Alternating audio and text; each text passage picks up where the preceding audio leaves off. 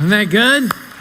Yesterday was a wonderful, wonderful day, and I know there are a lot of stuff going on the week before, and I've heard from so many of you that are, like, you've got plans to get involved with a ministry, in the future, that God, used you in a certain way that kind of got a hold of you, and so it's just a lot of fantastic things going on. And just to kind of start to set the lens on what I want to share, because I want to piggyback on just this whole event that we did, Love Our City or whatever. I want to read a passage to you out of Matthew chapter 22, and somewhat famous passage here. And Jesus speaking, it says this in verse 37. Jesus replied, "Love the Lord your God with all of your heart and with all of your soul and with all of your mind. This is the first and greatest commandment. And the second is like it. Love your neighbor as yourself. All the law and all the prophets hang on these two commandments." And I love what he does with this idea of love your neighbor. And of course, that became a debate, in some of the circles where Jesus was talking, but he's getting at this core thing about seeing your neighbor, thinking about your neighborhood, your community. So yesterday, Ryan and I were driving around trying to visit as many of the different sites as we could and just see what was going on and get connected to everything. And at one point, we were driving to a site and Ryan goes, "Hey, we're getting close to my old neighborhood where I grew up." And I was like, "Really?" And so we're driving along, because we're gonna go we're gonna go through my old neighborhood. And I could just see the nostalgic part of Ryan, which you don't see very often with Ryan, but it kind of started coming out in that moment. And he was just like, "Oh my gosh, they changed that and they changed that. I remember that place. I used to ride my bike down this road right here." At one point he goes, "Yeah, no, it's never allowed to go past this spot." And I was like, "What? I'm not gonna ask any questions about it. I don't know what's going on there." Right?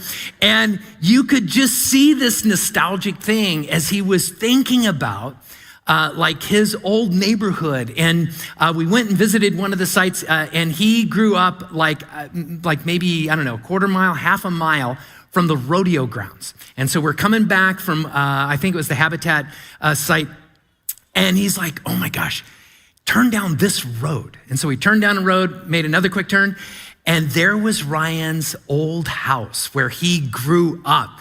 And you could just see the mix of emotions and and he's like, "Oh my gosh, it's changed in this way," or whatever. I was talking to his dad after the last service, and he goes, "Did Ryan tell you he was born in that house?" I'm like, and he goes, "No, born in that house." I was like, "Wow, no wonder," And so I asked him this question later. I said, "So when we were driving around, in particular, some of the ministries and agencies that were kind of around that area where you grew up, did you feel something in that?" He goes, "Yeah." I said, "Did it feel like we were serving your neighborhood?"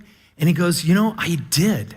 It meant something to me." And he said, "It meant something to see that ministries have moved into that area, because he lived there in a time where there wasn't as much." And you could tell it mattered to him, because there was this sense of identification, that it was somehow connected to his home, that he belonged to it and it belonged to him. And so let me ask you this question. Where is your home? Where is home for you? And not just a location, but when you think about home, home is more than just the building, isn't it? It's the relationships, it's the community, it's all the stories that you remember. And there's something about when we think of home, we think of a place that belongs to us, but belongs to us in a way that we belong to it.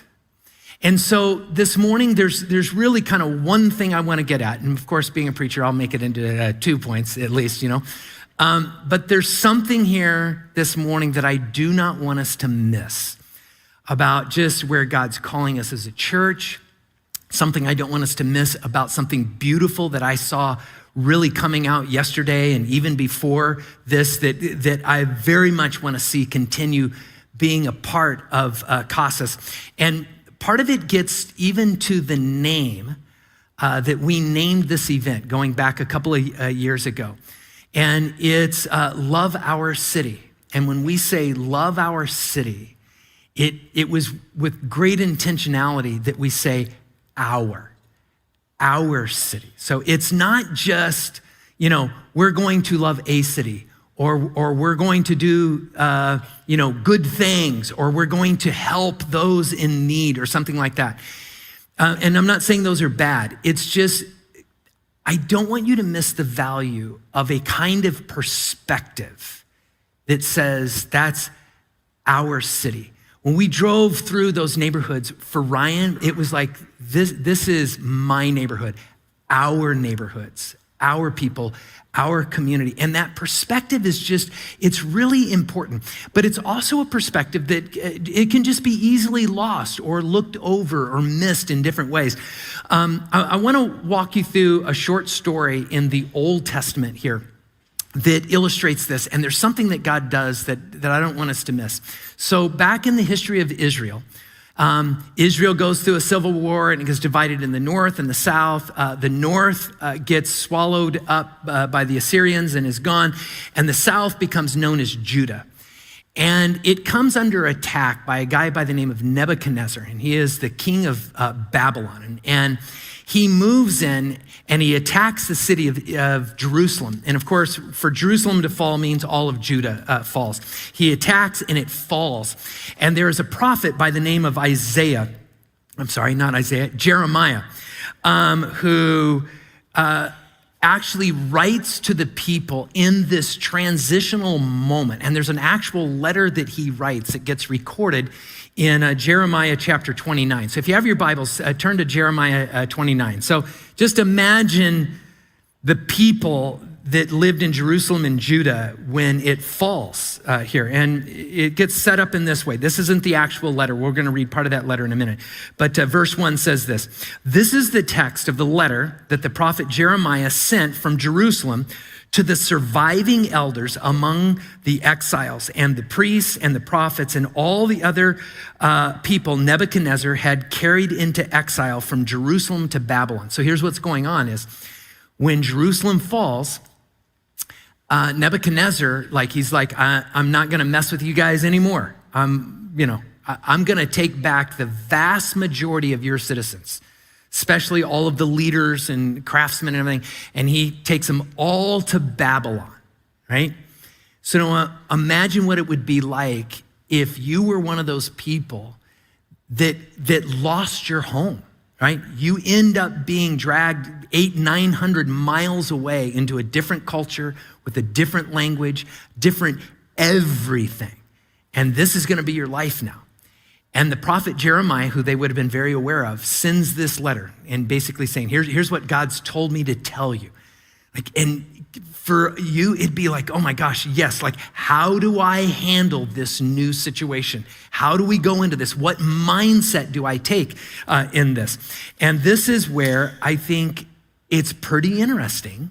This is not what we would normally guess, what God says to them through this letter. So if you drop down to verse 4, this is the beginning of this letter that gets handed from Jeremiah to some of Nebuchadnezzar's officials who end up handing it over to all of the Jews that were in Babylon. Verse 4, this is what the Lord Almighty, the God of Israel, says to all those I carried into exile from Jerusalem to Babylon. And here's what it is. And imagine you might be going, okay, is he going to tell us, to undermine the Babylonians and, or try and escape or become a conclave, just keep within yourselves and hunker down and wait for me to rescue you, right? Those would all be things that maybe you would expect. But here's what he says. Look at this, verse 5. Build houses and settle down. Plant gardens and eat what they produce. Okay, when you get over there, I know this is going to be like a foreign land to you. I know it's your exiles, but I want you to build homes and make gardens and settle in, establish yourselves in this place is what he's saying. This is it's not expected, but isn't this just like God, right? In so many ways, he does the unexpected thing, but he goes on. Look at verse 6. Marry and have sons and daughters. Find wives for your sons and give your daughters in marriage so that they too may have sons and daughters. Increase in number there. Do not decrease. And like what he's literally saying there is it's like, okay, I want you to build houses, but turn those houses into homes. Raise your family. Be a part of the community. And just in case we're not clear on how much they are like to be a part of the city and the community, look at what he says next in verse 7. Also, seek the peace and prosperity of the city to which I have carried you into exile. Pray to the Lord for it, because if it prospers, you too will prosper. And it's this thing where he's actually asking them to take on a different kind of perspective, right? It's this perspective of how you see your neighborhood, how you see your community, how you see your city, quite literally in this, because there's a kind of perspective that you'll take on that changes so much about how you interact and live and your being in that place. Let me illustrate it through this. When I was first got married, Angie and I lived here in Tucson for just a little while. We had one semester of school left. We got married because like the day after we were finished our last classes here, I had a job in Chicago, right? We were gonna be exiles off into Chicagoland from Tucson. We were both raised here in Tucson. And so we got married and I had a little apartment. And so we got married and Angie moved in to the apartment. And I'll never forget when she moved in, she messed with everything, right? And the thing I remember the most is, have you heard of this thing called potpourri? She brought a lot of potpourri with her when we got married. I was like, whew. In fact, my thing was like, I think, anybody got some worn out potpourri, it's like, not any good anymore. Just leave it in our living room for a little while and it will recharge based off of the potpourri we already have in our house, or in our little apartment. And this little apartment, just, we were newlyweds and it was a crazy time.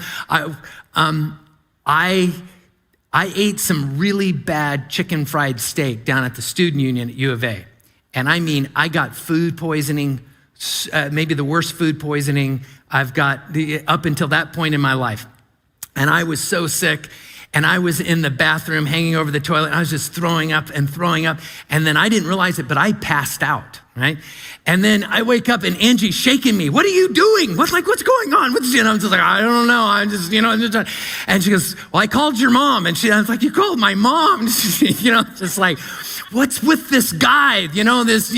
And so we had another moment where I had this weird dream that the lamp in our bedroom caught on fire and it's just like the lamp's on fire. And so I had to get that lamp unplugged to stop the fire.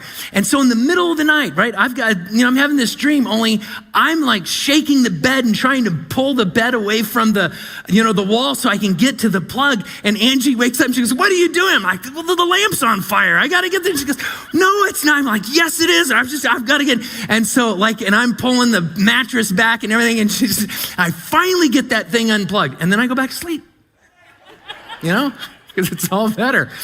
And then I wake up in the morning about an hour late for class because I didn't unplug the lamp. I unplugged the alarm clock. And I'm like, well, why are we late? And she goes, because last night you were moving the furniture around and you unplugged the alarm clock. And and I'm still wondering, I wonder if she called my mom to say, what's the return policy on this guy? Because he's problem, right? He's So we had a lot of fun in that apartment, right? And so then finished our last day of class and we loaded up everything we had in a few boxes in a car and sold my motorcycle and we were off to Chicago, right? Loved that place, had fun. But if you were to ask me, who are your neighbors? You know what? For all the funny stories I've got about that apartment, I don't remember one single neighbor I had. I can't even picture the face of any of our neighbors from that house, right? Because in a way, like that, just the perspective I had was that apartment, it wasn't really our home, or if it was our home, like the circle that we drew around, like, what do we belong to? What is ours, our home, our little community? It would have been a circle that would have been just right around us. And it just didn't go anyplace else. Fast forward, a couple of years from Chicago, then we moved to Michigan, where I started a church, and we bought our very first home on Royce Avenue, just off of Lover's Lane, right? How sweet is that? And our home was built in what was known as the Victory Gardens in World War II. So all the homes in our little neighborhood were built because back in World War II, if you agreed to grow your own vegetables, the city of Kalamazoo, of which when we first moved there, I didn't think Kalamazoo was a real city. I was just like, isn't that like a, Timbuktu in Kalamazoo? And apparently Kalamazoo is a real place because I lived there for a little while. And went there, and the city of Kalamazoo would give you the property if you would grow your own vegetables, your own little garden. So they called it the Victory Gardens. And every house had its own story and everything. And we bought this little colonial house that we were only the third owners, and the owners before us only had it for 1 year. They bought the house and then had to move someplace else. I think it was for work or whatever. And so we moved in that little house, and we got to know, there was another young couple that moved into the house next to us, right? And so we're both trying to figure out how to fix up these old homes and all the problems. And then on the other side of us was Joan. And Joan and her husband were the ones that built their house back when it was called the Victory Gardens. And Joan, of course, knew the husband and wife that built the home that we lived in. And I think her name was Betty, that lived in the house before us, lived there for, she became a widow and still lived in that house until just a few years before we moved into it. And she knew all the stories, and she knew about the flower beds and what was planted where, and she would help us with the flower beds. And I couldn't find a breaker box one time for something. She goes, oh yeah, when they did this or whatever, the breaker box was down there. And it's just like our circle got bigger, and I know the faces, and I remember the names. I remember standing in the back of the house, just looking out, on our backyard, and it had this lawn, because we didn't have lawns in Tucson, because it wasn't a thing. And I remember Joan mowing her lawn. She's in her 80s, mowing her lawn with this, and then she stopped because she ran into a stick. She picked up the stick, and I'm just like, man, that's amazing. Joan, she's in her 80s out there mowing her lawn. And then she looks both ways, and she throws the stick in my yard. I'm like, Joan, what are you doing, man? It's just but I was like, she's 80 and I should give her a pass because she's helped me out with my house. I'll just let her throw sticks in my yard. I guess, I'm not going to worry about it. And then we got our first snow, and our first snow, right? I thought, this is great. Only I didn't know what to do with the snow, right? I drove on it, and we had this driveway that went kind of past the house with a detached little bitty garage. And I drove over the snow several times, and you pack the snow down, and then it starts getting really icy, and the next thing I know, I can't hardly get up into my driveway, and it's not that steep. And so I kind of have to get a running start to get into my driveway and just hope I didn't blow through the back of the garage. And then in the mornings, I wouldn't think I'd come out, and I'd try and slow down. I'd be like, nope, and just right into the middle of Royce Avenue right there. And so Bruce, one of my other neighbors, one street down, kind of saw this, and he came over and he said, Glenn, have you noticed the other driveways don't have 2 inches of ice on them? I go, I know, I'm sliding all over there. He says, yeah, so when it snows, you got to get rid of the snow. And I said, that ice is hard to, and he goes, I know, that's why when it's still snow, you got to get rid of it. And we had a snow a few days later. And before I could do anything, I didn't even have a snow shovel. Bruce shows up and loaned me his snow blower, right? And I was just, and it's just our lives got kind of woven together a little bit. And part of it, and here's why, because I saw them as my neighbors. And that perspective, right, changed my interaction. It changed how I saw the community. It changed how I saw the city there. And so there's something about this perspective that becomes important. And so picture the Israelites, right? And there's this moment where they're struggling and they're in this new land, and probably everything in would just be, okay, what do we need to do to survive? What do we need? Couldn't you just feel how their circle around them would just start shrinking up? And God says, here's what I want you to do. I want you to expand that circle out. And I know the people may be different, and it may be a different language, and it may be different customs. But I want you to build houses and make them homes and raise your families. And I want you to help this city prosper, because I want you to expand your circle out so that it is your city too. And that does some things. It does a couple of things that I want to draw your attention to that I think are important when we take on this kind of perspective. Two things that I want us to hold on to and not lose and understand the importance of them here. So the first one is this. When we take on a love our city perspective, I'm going to apply this to us here in Tucson, greater Tucson. When we take on a love our city perspective here, we become a part of the fabric of this city. And here's what I mean by this. We don't just become this entity and we look like out the window at a community out there. When we take on a perspective that this is our city, we belong to it and it belongs to us, we actually start moving into the very fabric of the community, the relationships, the problems and the good things and the successes and all the things that happen. And here's why this is so important. Because as a church, and every church is gonna feel the struggle on this, we do a lot of stuff, right? There's a lot of stuff going on, and a lot of stuff, and all the stuff we do, we think it's pretty important, or we wouldn't be doing it, right? And it can be easy to just start thinking about we just need to focus on just the stuff that we're doing, and this is really good stuff. And we would love for everyone in our city to have a place with us, right? We want our city to believe what we believe, participate in what we do. We want them to have a place here, and because we have a mission and a vision and values and all of these beautiful things. But here's what can accidentally happen, is that you can just get isolated. You can get isolated where no matter how wonderful or beautiful the stuff is that you do or what you're about, right? I would love for everyone in our city to hear our voice and to have a place of what it means to just experience the acceptance and freedom of Jesus Christ in a relationship. I want that for everyone, right? But here's the thing. If we become a kind of island, right, that's just next to the city or in the city, but not in the very fabric of it, I've watched this. No matter how much we would want people to have a place with us, if we don't have a place with them first, we don't have much voice in inviting them to have a place with us. And I want us to be a church that sees our city as our city, right? There's problems that we struggle with in our city. There are problems. There are some wonderful things about our city that I love about our city, and that's our city. And I want us to be in the fabric of it so that other people within our city, when they think about the larger community that we're in, we don't just seem like that thing that's over there off to the side that's really not a part of it, but they feel like, no, that church, Casas, they're with us. They're with us.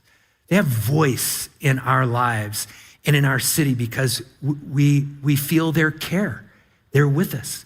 And so taking on this perspective of this is our city helps us to have that place of voice because we're a part of the very fabric of the city. Now, there's a second thing with this that I want to point out too. When we take on a perspective of love our city, the why we love begins to mature. The why we love people becomes a more mature kind of love in this. And here's what I mean by this. So often the place we start as Christians, and this is not a bad thing, not a bad thing at all. It's just there's something more mature. The place we often start is, you know what? I want to do good. I want to do good in the city because I want to be a good person, And that's a great thing, right? I'm gonna love people because I think loving people is what a good Christian should do. And I want to be a good Christian, right? Now, again, there's nothing wrong with that. That is a great spot, right? In fact, if you have kids or grandkids and they tell you one time, I want to be a good kid, celebrate that. Run with that, right? If your kids say, I just want to be a good kid. Yeah, okay, let's make choices in line with that. That's a wonderful thing, right? We're going to run with that. But let me ask you this question. When you think about Jesus and what he modeled, right? Was Jesus's perspective that he wanted to do good and love people because he wanted to be a good person, right? Did Jesus say, I just want to be the best Messiah ever, right? And so I'm gonna go do good things. I'm gonna love people and I'm gonna be a really nice guy because I want to just be the best Messiah, right? No, and again, not that it's a bad thing, but you know what Jesus modeled? Moments where he was in front of a crowd and he could see them struggling. He could see them hurting. And scripture tells us, and he had compassion on them, which means like he cared about them. Like he liked them, right? He's in a discussion with a religious leader and he says, here, you got to understand this. You got to understand this. When God looks at all people like the world, he loves them, right?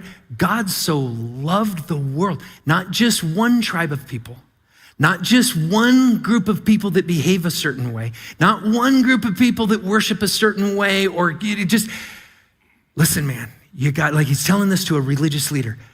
God cares about people. And so Jesus had there was this thing where he looked at the world and this was his world. And so his love, his goodness flowed out of something different than him wanting to, just be a good Messiah. He was motivated because he wanted something good for the people that were his people. And so when we start thinking about the city as our city, it starts to mature the love and the motive for why we go and do things that are good. So the reason we would want to have a day like yesterday, the reason we'd want to support our partners, the reason throughout the year we would want to go and do good things and supportive things in our city, I want it to be more than just we just want to be good people and good Christians. I want it to come from a place, and I mean this as a kind of backbone to Casas. I want it to flow out of a sense of how we see people as being created in the very image of God, that when we lock eyes with someone, no matter where they are in their journey, no matter what problems they're suffering from, no matter what decisions, good or bad, that they've made, no matter how different they are from us, our starting point is that is a person made in the image of God.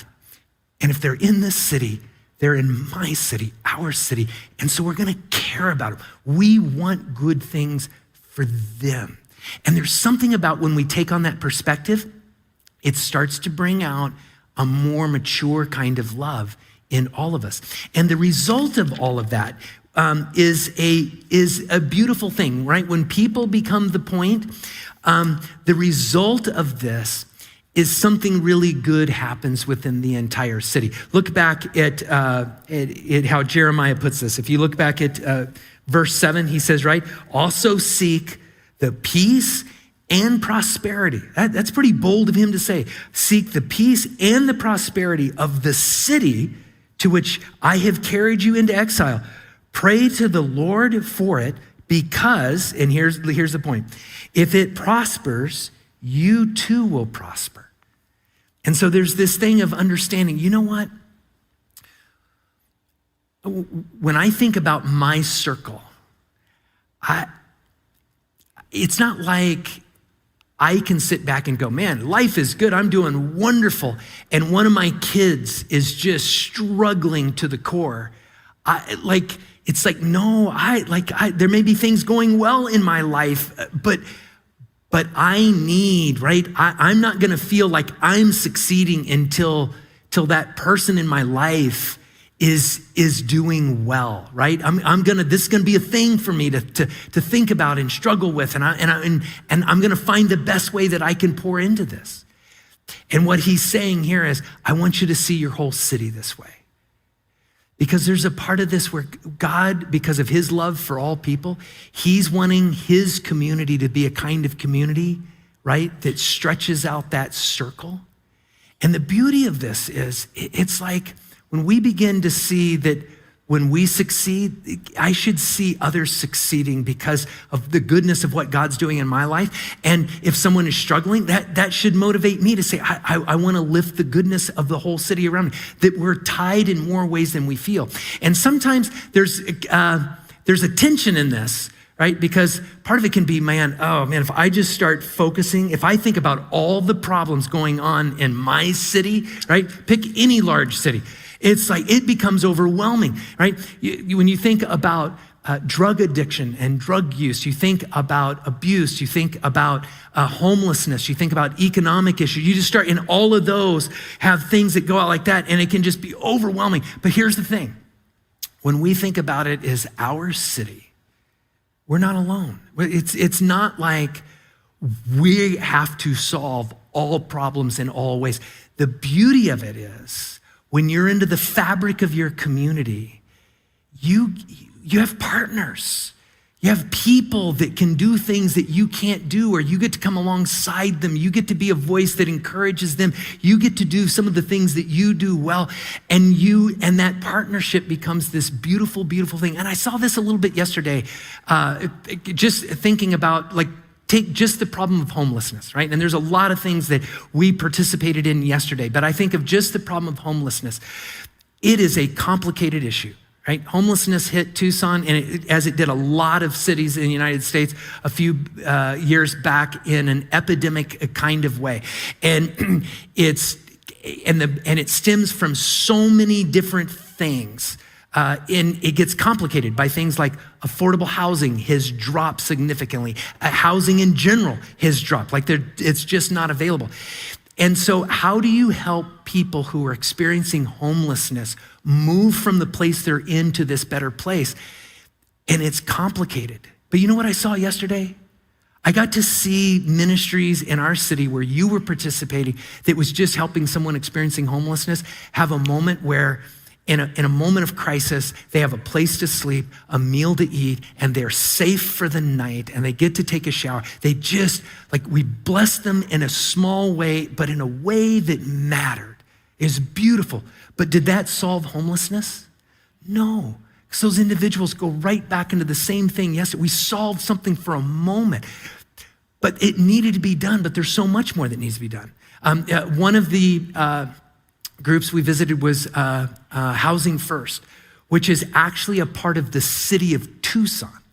And one of the things that they have come to realize is that we have a lot of homeless people that have a lot to overcome. And as they're experiencing homelessness, there's a lot of mistrust that they have because they've run into dead ends before, and it's not gone well for them. And how do you get them to trust? And what's more, how do you help them find the pathways that they need? And this is a group that is going out and building a relationship with people who are experiencing homelessness. And as they build some trust, they're inviting them and giving them pathways, and most importantly, giving them hope that this is the way it doesn't have to be, right? They're not just rescuing them for a night. This is about how do we move them into this other place? To ministries like Habitat for Humanity, someone has moved so far, but there's not housing available that they can afford. And Habitat comes along and says, what if we create a housing model where they can actually buy a house, and we'll actually teach them how to do the financing, how to repair the home. We'll find people within the community that'll help and make this a reality. And all of a sudden you realize we don't have to do it all, because there are so many partners out there doing so much. One story that came out of that, and I'll just close with this. This was relayed to me from one of our staff people here, that she was working with Habitat, and one of the Habitat workers said, we've got a woman who is serving here now who not long ago got a house from Habitat, but she was in an abusive relationship, and the only way to step out of that abusive relationship put her in a housing crisis, right? Imagine that choice. actually living out of her car at different moments, 2 kids, bouncing around from couch to couch, trying to find places to stay. It just a nightmare. And then got connected to some agencies here in Tucson, got connected with Habitat, and actually became someone that was gonna receive a home through Habitat. And part of that is you go through training, but the other part is you go and help build the house. And the Habitat worker said, and so this single mom would come and would bring her kids. Well, one of them was a teenage daughter, and you can imagine a teenage daughter going, we're gonna go work on homes on a Saturday, and just kind of begrudgingly showing up and not understanding all of this. But as she started to watch what happened, this worker with Habitat said, what was amazing was to see how it was changing this woman's daughter. And she said, I remember the day where we handed the mom the keys to her own house. And this teenage daughter, it just all hit her. It was like, this is ours now. And that mom said, this became such a marker moment because moving forward, what she watched was she did not realize how much her kids were struggling to build relationships in school because of all of the uncertainty they were facing because of what they were going through. Their grades started to get better. And now this teenager loves to come and volunteer and work and help to build homes because this is her community. This is her city. And she belongs to her city and her city belongs to her. And here's what I want you to see. That little story of a single mom and her 2 kids prospering in some way, we prospered. Because if that story goes the other way, we all get weighted down by that, directly or indirectly. And when that gets solved and lifted up, we all get lifted up a little bit. We're all a part of this. And part of going back and saying, this is my city, gives me eyes to see this in a way that we can become that fabric within our community that is helping to pull forward the beautiful thing. And you know what I love about that? It gives us voice. It gives us voice to the things that matter around here. Because friends, this is our home and this is our city. So I'm gonna close this in prayer here, and you go out and enjoy lunch, get to meet some of our partners, encourage them, learn more about it, and who knows, maybe you'll find yourself out in our city making a difference in some new way. Why don't you stand? Let me close this in prayer here this morning. Let me pray.